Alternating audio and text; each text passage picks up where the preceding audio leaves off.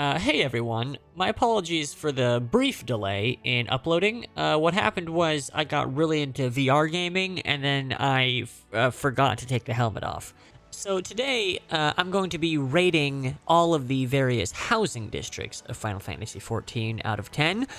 Now, maybe you hear that and think like, ooh, the housing districts. I've actually been looking to buy myself a house. Are you perhaps going to give me strategies on how I can best buy a house for myself? Are you going to help me? So first off, we're going to take a look at the Mist, and we're doing it first because, listen, I'll just fully admit it, I'm biased, it is my favorite, and I do live here. In real life, it's great. The best part is, I don't even have to pay rent. Well, actually, I do have to pay rent, but I don't, because my landlord is a freaking Moogle. Pro tip, if you're going to pay rent anywhere, try to get a landlord that's easily puntable. Alright, listen, I really like the Mist, and there's so many reasons. Let's just go down the list. Alright, number one, it feels like out of all the housing districts, it's the one that has a plan, right? It feels like there's a purpose, there's momentum, right? There's sort of a direction to everything, right? And that direction is towards the beach, baby, right? All the houses are just looking at the beach. It's kind of like they all just want to go and dip their toes in, but they're feeling a little bit shy. I love that. I love the vibe of a beach party is probably about to happen. Alternatively, the houses might just be longing for a watery grave, which that's also fine. And what a great beach. It's got sand, water, and some folks, which is everything a beach needs in my book to be a beach. And aside from that, I just love that it seems like the entire place is made out of salt, right? Just big, beautiful bricks of salt. I feel like you can lick them. Right? Like a cow. This place also just kind of has like retirement home vibes out of all the housing districts, right? Do you know what I mean? Like it feels like you could just kind of slowly deflate and die here. And that's what I want to do. It's what I'm going to do. Eventually. This one, I'll admit, is very, very specific to me, but on account of the fact that I live here, I'm going to take it into account, and I do live right next to the market board, so that's nice to me specifically. That doesn't matter to you, unless you live in the same exact house that I live in which case, what's up? Anyways, I love hanging out here. This place does kind of just become my queue waiting room, sort of my unofficial lobby. And I love that. I really like that. I love the vibes. I love the ambiance. Love the beach. Love the salt. Love the cool sea breeze air. I give the Mist a 9 out of 10. Why isn't it a 10? I don't know. Alright, up next is the Lavender Beds, or as I like to call it, the Shire or whatever. Because, you know, look at it. And I know it seems like I should live here, and also like it should be my favorite.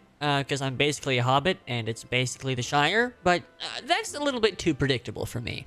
And one of my New Year's resolutions was to be less predictable.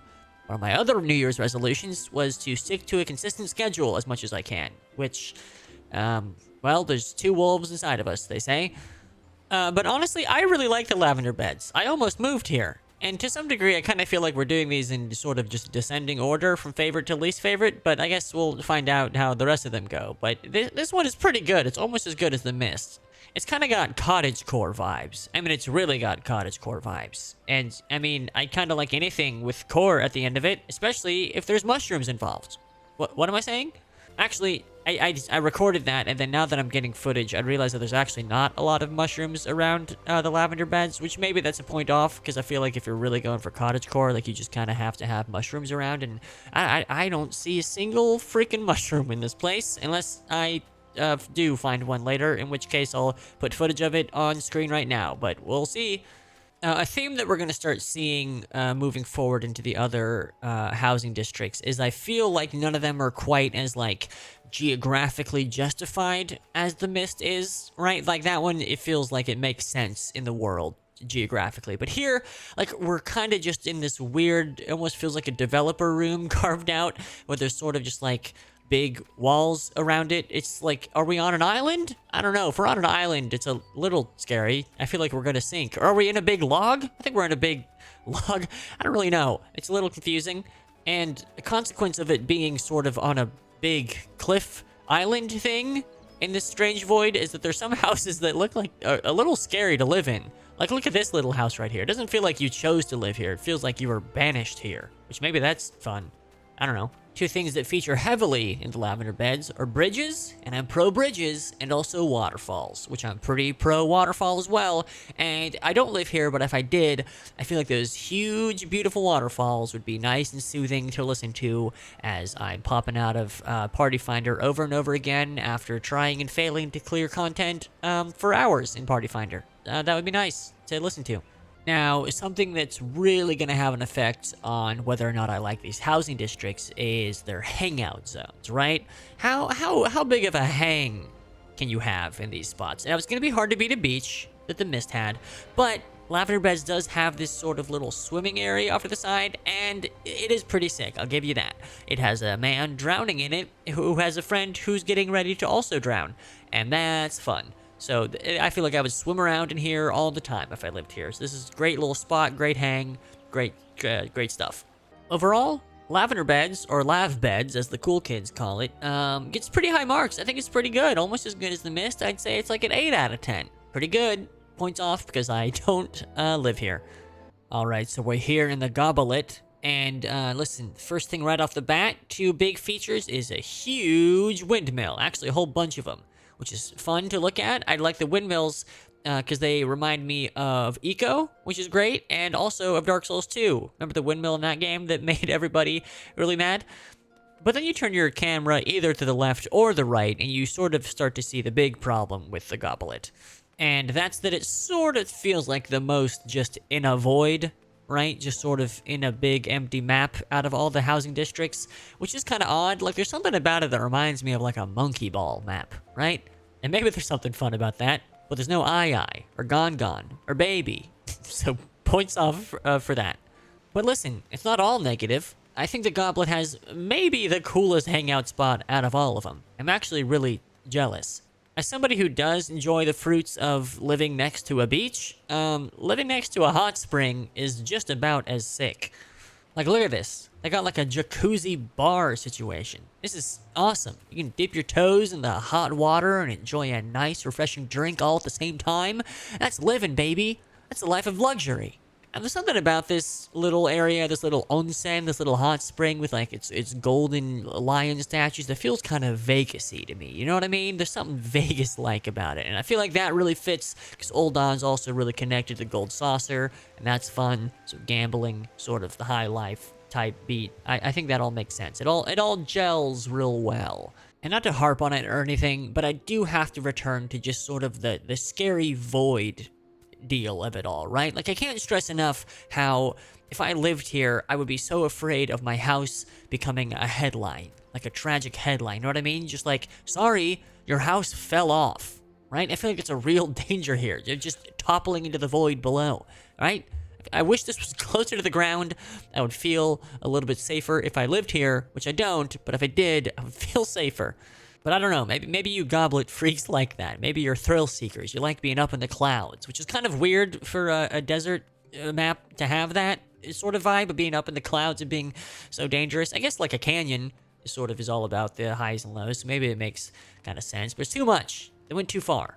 But listen, I gave Lavender Bed some points for having a bunch of big waterfalls, and boy, if this doesn't have a big, beautiful waterfall, I love that. One time, I stood in front of a real waterfall in real life for 2 hours and got a cold from it, and I didn't regret it at all.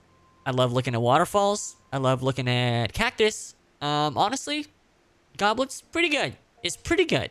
I would give this one a 7 out of 10. Again, we're kind of just going in descending order of how much I like them. But we'll see. We'll see if the next two can kick it up a notch.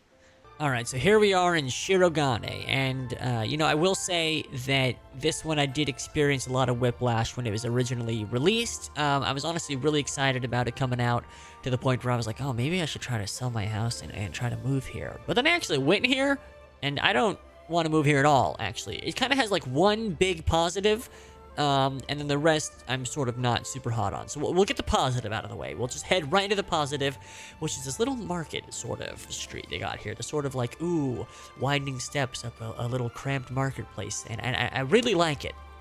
It reminds me of like Spirited Away, right? You're headed up to a mythical bathhouse. You're gonna meet like a turnip guy or a frog and hang out with them. You know, I think there's a right way to do this really like kind of cramped sort of all on top of itself kind of architecture design, and I think they really pulled it off. This is sick. You know, really strong first impression. I want to hide in this pot. But then we head like anywhere else in Shirogane, and it sort of immediately falls apart. Like we go over here and there's a bridge, and you know, we did like the bridges of Lavender Beds, but this is tiny. It's a dinky little bridge. Like you take one step and you're already off of it. You know what I mean? Or you head down to the beach and you're like, all right, beaches are cool. We like beaches, but then you look at it and it's like, oh, it's like one of those beaches. You know what I mean? Like one up in like Pacific Northwest, like the one in Twilight. Remember that? Reminds me of that, for real. Like, I feel like the water here is just always cold, right? Like the Mist Beach is like, ooh, nice, warm, sort of California beach vibe. Then you go here and it's like, ooh, like you're gonna step on some rocks and it's all cold and slimy for some reason. They got slime water. Now, in terms of hangout spots, you know, I think the beach is meant to be kind of a hangout spot, but it does have this little zone up here with like a little lazy river and some benches and a bunch of bridges. I will say that the amount of bridges does offset the size of the bridges. I think these are great little bridges. Love walking over them. And there's a fish, and that's cool. But it is offset a little bit by the fact that you can't actually jump in the water, right? Invisible walls all along this river, and that's a shame. I want to splash around a little bit. I want to have some fun. All right, so just while I was recording this, I did kind of find this little alcove, this little like, ooh, secret tunnel leading out here. And it goes to like a beach, and that's cool. You know, it's a secret beach, and that does give it points, right? I was talking smack about the beach here, but it's a secret beach, and that gets points. But then we go over, there's another secret tunnel through a cave. Now, caves are novel. We haven't seen a cave yet. And then it goes into like this little... ooh, like a little secret hot spring. This is very, like, Monster Hunter coded to me, right? Like, I love this. You can hang out here with your Palico. And that's great. Honestly, this is doing a lot of heavy lifting. Apologies to Shirogane. I wasn't familiar with your game. This is going to do a lot for your score. I was feeling bad. I was probably going to give you, like, a 6 out of 10. But you know what? I'll give you a 7. All right? These little secret alcoves and the caves and the beach and the stalactites, they're doing a lot of work. So thank you to these. I'm glad I found these. You get a 7 out of 10, Shirogane. You passed. Good job. All right, the final housing district is Empyreum, which I did not realize was called the Empyreum, or just Empyreum, I guess, until right this exact moment. Now, if you've watched my previous videos, you know that anything sad dragon related is gonna get pretty high marks in my book. I really like being sad and thinking about dragons, and I feel like that's exactly what this is meant to do. This is meant to make you sad and think about dragons. But right out the gate, look at the scenery, right? We were complaining about sort of big empty voids and feeling like a developer room or feeling like there's not a lot of thought put into where the actual housing district is. But look at this, surrounded by big, beautiful flying buttresses. This is great. I love this. Everywhere you look, a feast for the eyes, aside from over here, but that's okay. You need some negative space to go with it. It's all about balance. It's good.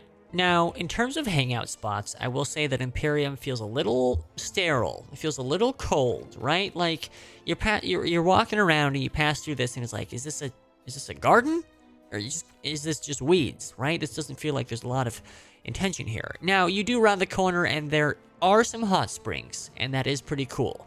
However, I will say these hot springs feel a little bit less of a luxury and more of like a necessity. You know what I mean? Like the hot springs in the Goblet, you're like, hell yeah, baby, we just gambled, let's kick back. And then these ones are like, I'm fucking cold. Like, I gotta take a dip in the jacuzzi, all right? It's a necessity. And listen, they're doing like the lion statue thing, just like the Goblet. And it feels like they're kind of cramping their style. Feels like they're kind of just, you know, doing a little yoink, which, you know, do a dragon, right? You're in Dragon Town. Do a dragon doing a waterfall out of its mouth, right? Why not? Now, on the other hand, it does kind of rule that it sucks outside, right? I do think it's actually a positive that it sucks outside so much here, because it does make you want to go inside and actually hang out in the house that you own and look at all your decorations, which, you know, that's a plus, actually. I feel like I own a house and I decorated a house, but I usually don't hang out inside my house. I'm usually either on the roof or just out in the actual neighborhood. So, you know, that's sort of a plus and a minus all in one, actually. It sort of just evens out to a neutral. But I feel like if I lived here, I would just never go outside, which I already do that in real life, and I think that's probably a negative, actually. So that is a negative. I'm gonna say that's a negative. I gotta say the highlight here is kind of the apartment complex, which I wasn't expecting that. But I mean, if you have an apartment here, Fucking congrats. Go off. Look at this place. This rocks. It's like a big birthday cake of a building. That's awesome. But overall, I think Empyreum kind of hits you strong with the scenery. You kind of walk in, you go like, ooh, look at that skybox. Look at that scenery, right? But then you kind of spend a minute walking around in it, and the cold kind of sets in. And you're like, well, I actually don't really want to be here. I kind of just want to be inside. So, for that reason, Empyreum, it's gonna get a 6. Sorry, it's gonna get a 6. If you live here and you really like it, that's great. I'm really happy for you. But I do want to leave. I do want to go back to my warm beach, and I'm gonna do that right now. Oh yeah, now this is the life. Good thing there's not another housing district, because I don't want to move.